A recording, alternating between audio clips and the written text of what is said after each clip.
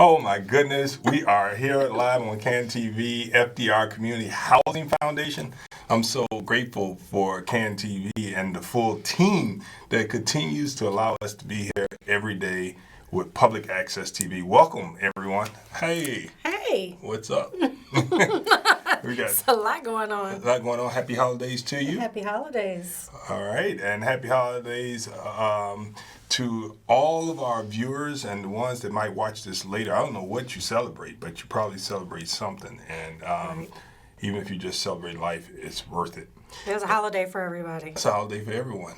And today's topic is Education. education. And you know, one thing that we have to make sure that we do in every community, one way to build up communities is to make sure we have strong systems of education. Yes. We need to make sure our schools and communities are strong.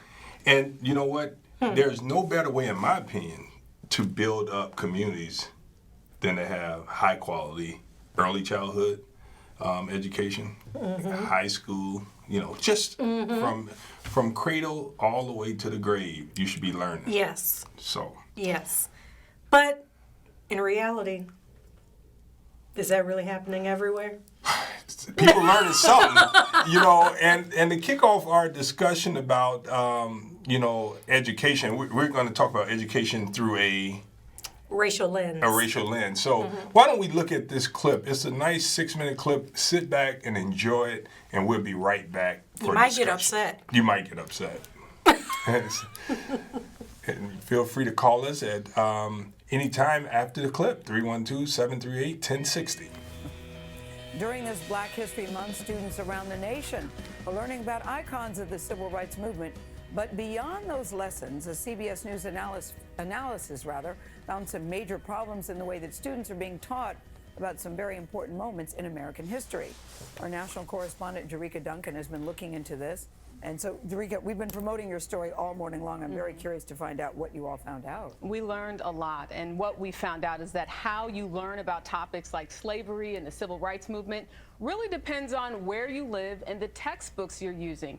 And some of the textbooks we looked at, there's information that may surprise you. Is there a problem with how we teach American history in this country? Yes.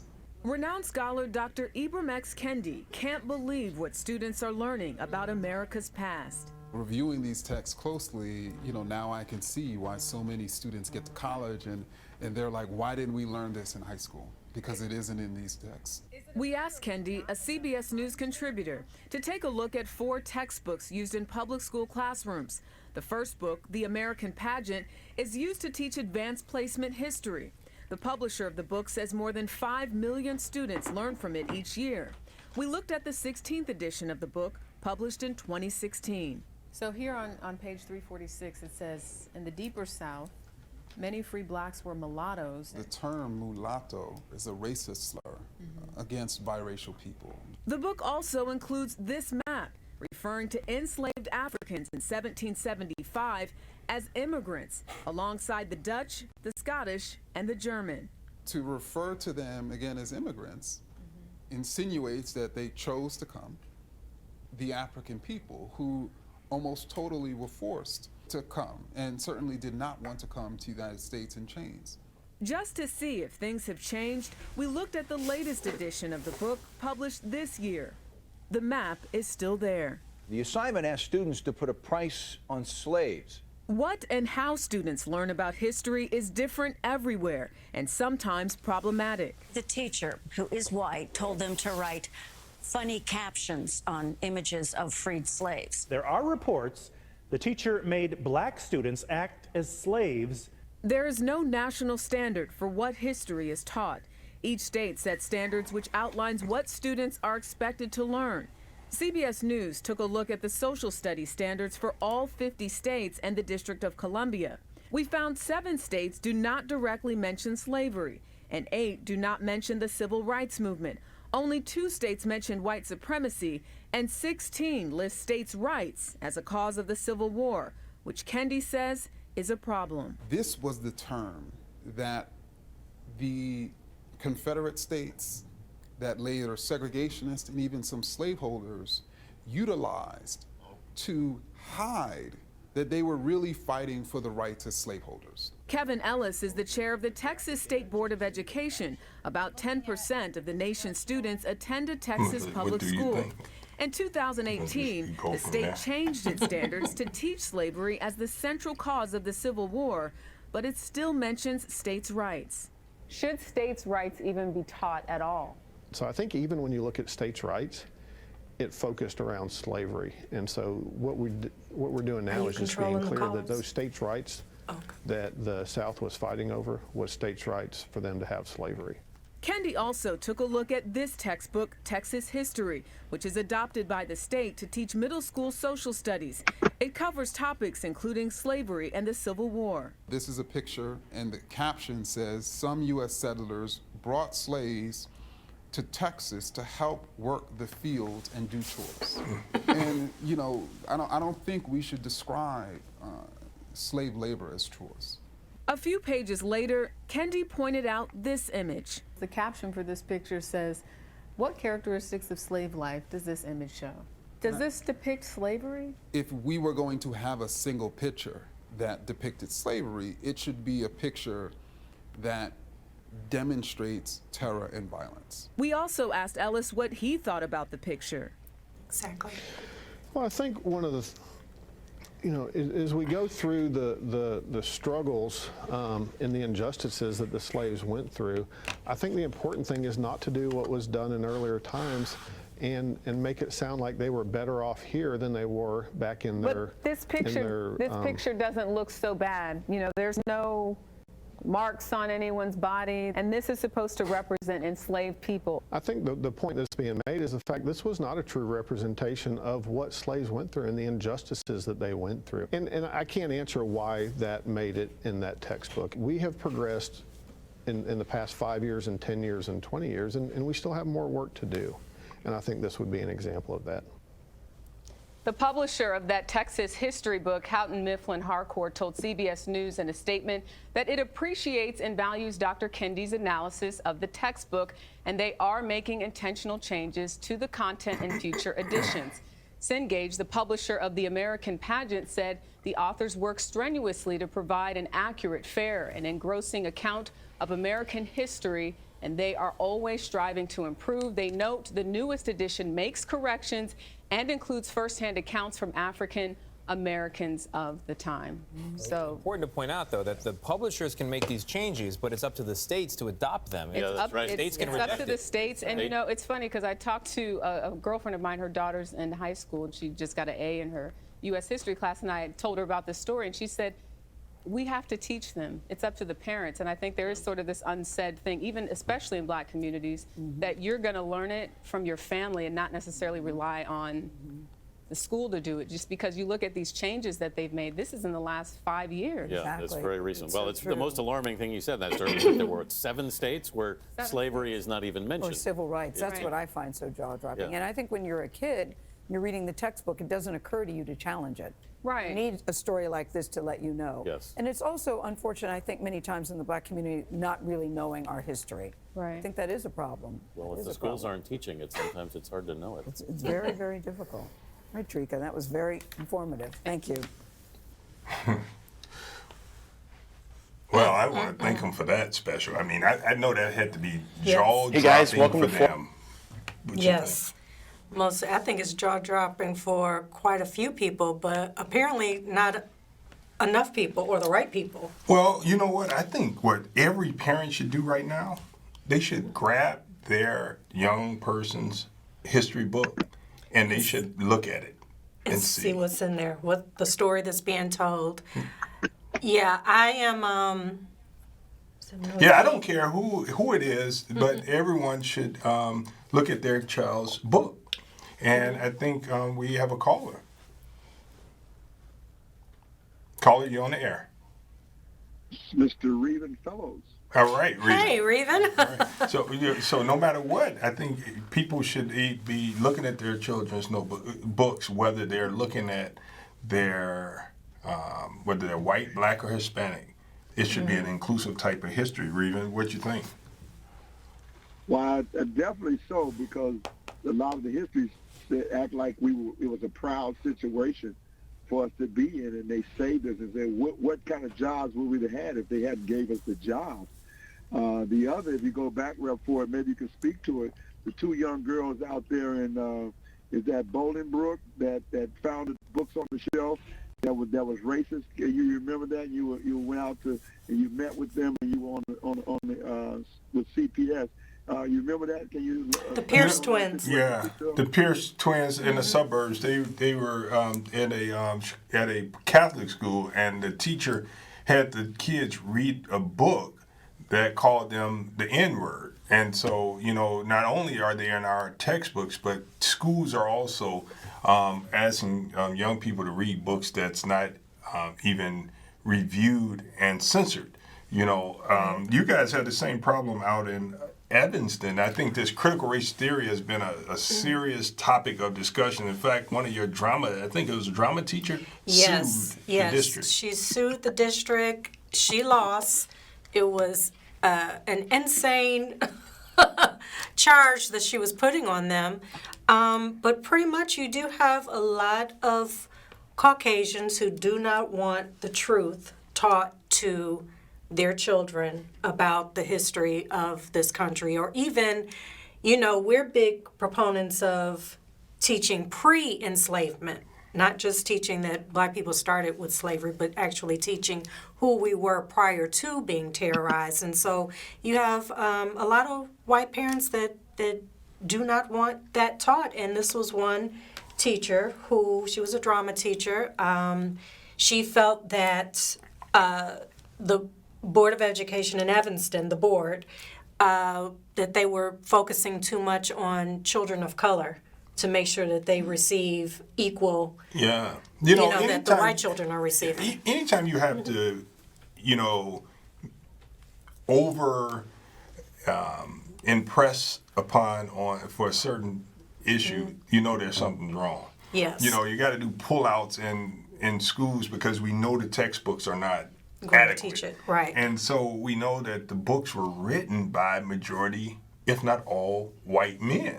Right. So these textbooks are from the lens of white men. And so when you have a textbook that's from the lens of white men, not only are the black people's history compromised, women history, whether you're white, black, Hispanic, Asian, is compromised simply because it's from the lens of a white male. A white man.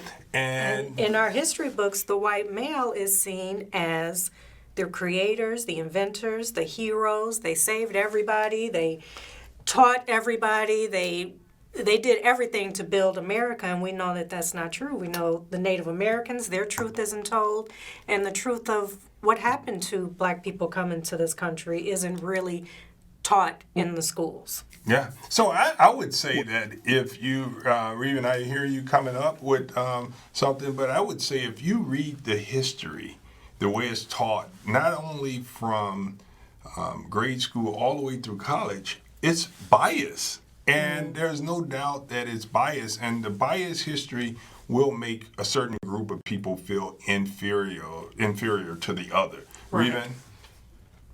Well, you got to look at the founding fathers. I mean, all white men, and we end up 3/5 as a human being in the property and the whole nine. So it would be fitting that they would continue the history books.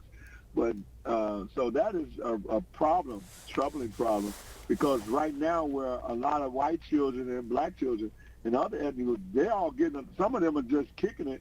The problem is everybody has their history at the table, and the black children can't defend themselves because they don't know their history. And that's a disadvantage. So when you're in that place and people call you the N-word and you can't respond that, well, the N-word, we actually built the computer. We actually created the stoplight. We actually created the refrigerator. We actually created the train cars.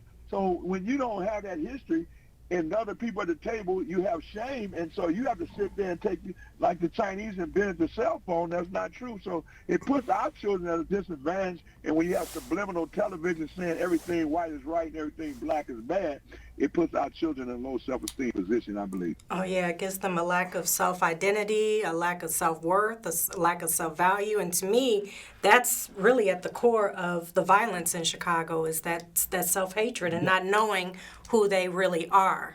and that they built this country for free, and all the accomplishments of black people prior to being enslaved and terrorized, who they were prior to. They don't know who they are. So let's make sure that they get it right, because when we say they built this country, they didn't build nothing.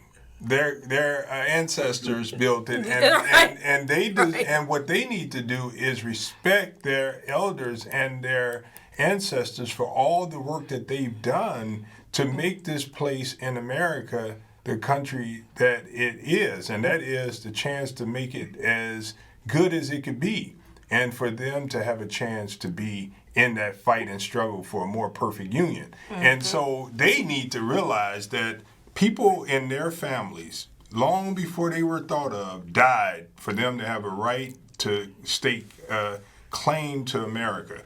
And in my opinion, I really, really firmly believe that, you know, if you have a society that puts one above the other, it starts in kindergarten, it starts in first grade, second grade. Right. You know, it's really disappointing. Rep. Ford is criminal that, how old are you, Rep? You don't ask a man his age. I'm 49, Reven. And I'm 62. We won't ask Meleika. But listen. I appreciate that.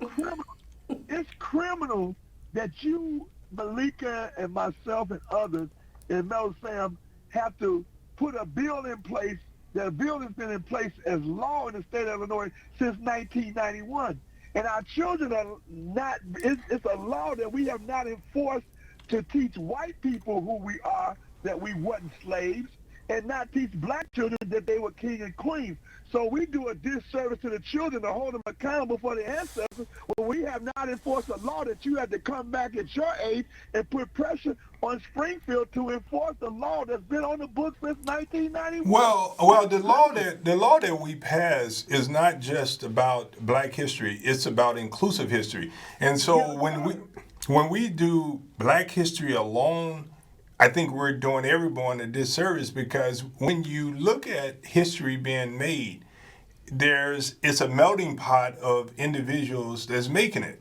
And so when you have to say Black history for pullouts in lessons and for Black History Months, that's bad, because it doesn't depict the full picture of how we arrived here today in America. And that's what we have to get to. We have to make sure that we get to an inclusive type of history. And we don't need anyone to teach Black history just as the main entree. We need, if we're going to teach history, it should be accurate and inclusive.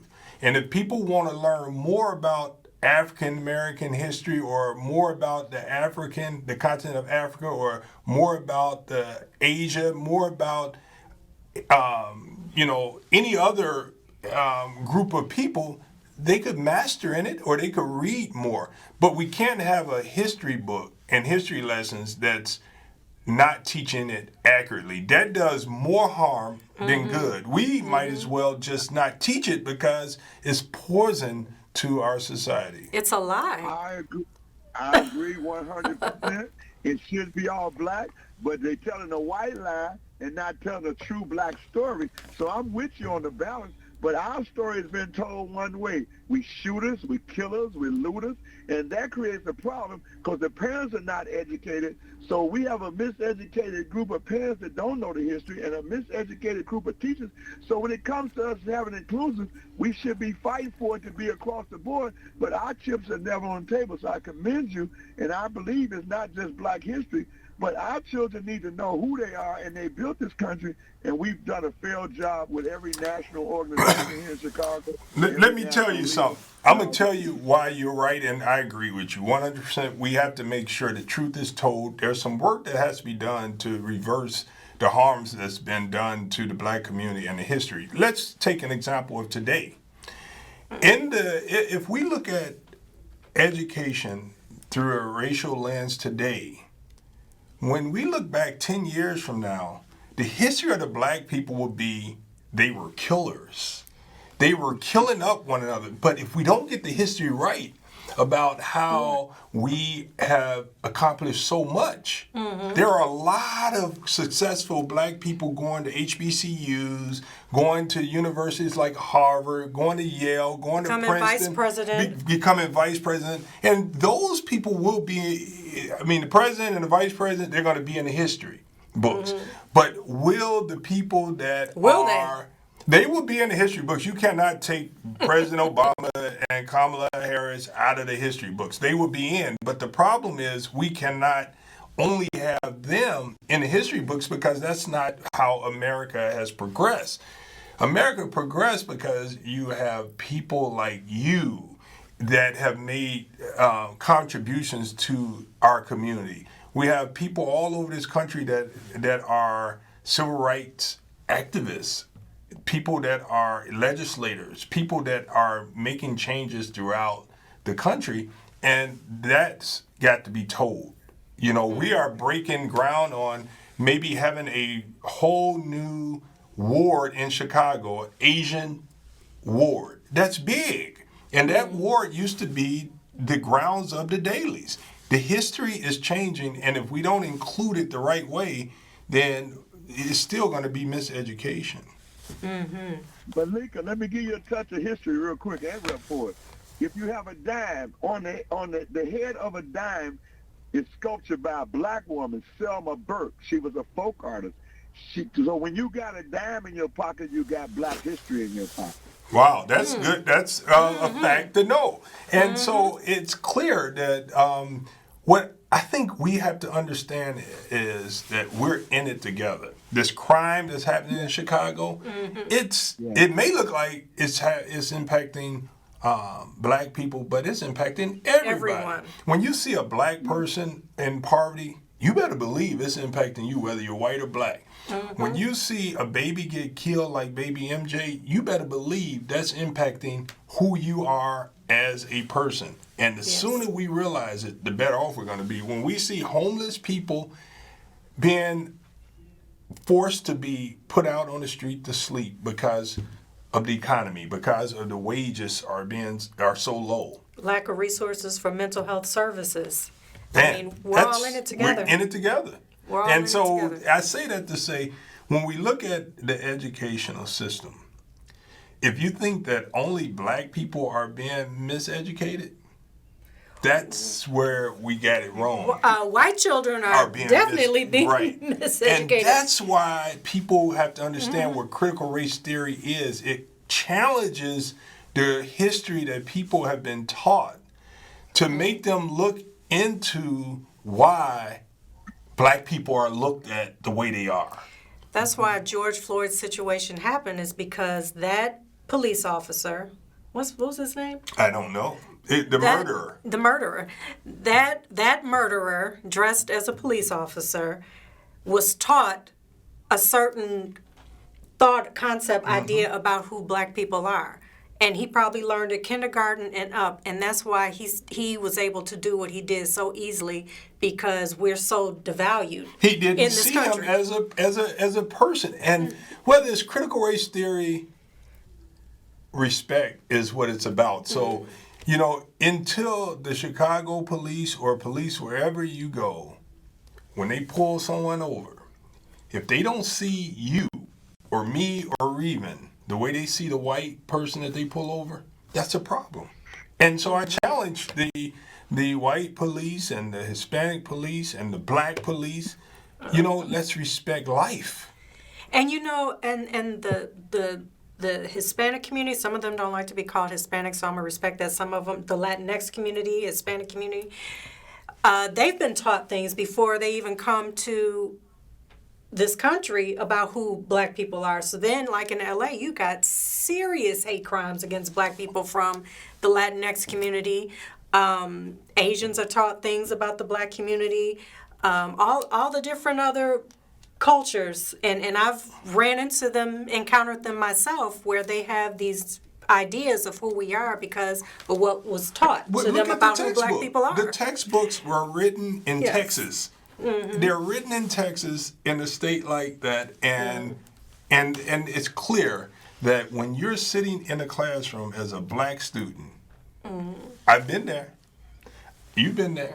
Reven, you've been there. I taught, and you know that there's a problem and that there's a group of people in that classroom that feel very powerful, and there are some that might feel a little embarrassed because of what they just read. Now, if the truth is told, and it said the truth about how black people were, who black people really are and who they were before they were enslaved and brought to this country, and they learned as you wrote in the law, what did you say? I mean, we got a few minutes. You should say it. Which part? I did it. Which part? Who the pre-enslavement. Pre-enslavement, who we were, building civilizations, what we contributed to society, medicine, literature, architecture, all of that. And I'm just going to say it, I know a lot of other cultures don't believe it, but we are the original people on the planet. So why isn't that taught? So is that controversial for you to say that black people are the original people on the planet? Or yes. is that something that you could find in the history books? You'll never find it in the history book unless you seek it out. But you do have groups who feel like they are the chosen ones. But, I mean, common sense, the black man was here first. Breathing? Every 2 to 3 years, they put in the paper they found some new bones that's older, and they're black bones or our African brothers, our ancestors. So every time they find them bones, it goes back to our ancestry and who we are. So it's clear that that's historically understood. They just don't promote it. And you think that would be the first thing a child would learn the first day of learning history? And do you know what that would do to a young black boy, one young black girl's self-esteem, their self-identity, to know that they were here first on the planet first? You know, my thought is, and we have a few minutes to be with our viewers and to make history, and because this is a part of history, it'll be a part of CAN TV's history, and we thank them for allowing us to just talk about this. But the truth is, if we could just recognize that we all have promise and we should respect one another. Yes. I mean, until we do that, I got to tell black people too. I mean, I catch it from black people. But you know what, Ford? I would say I've seen more black people be more trusting and open their arms to try to be inclusive and be included in other people's stuff than other groups. Give Reven 30 seconds because we got to close out and you close out. Go ahead, Reven. You got 10 seconds. Meleika, we've been as civil as we can be with these people and all the harm they've done. Their fear is we're going to do to them what they've done to us, but it's not in our spirit. It's why we get beat up, because we are humble, spiritual people, and we're not a violent people. So that goes to put us on. All right, Brother Reven. We'll continue this conversation tomorrow on WVON. Go for it, Meleika. All right. I want to thank CAN TV for giving us this platform, and I think it's very important that people seek more knowledge than what's being taught in the school. I mean, that's the best way to go, and to stay tuned for more with Chicago Hill. Yeah, this is Chicago Hill, F.D.R. Community Housing Foundation, and the best way to build communities is to put the best schools in the worst communities, and you will see things change in this city. This has been F.D.R. Community Housing Foundation and CAN TV. I'm LaShawn Ford.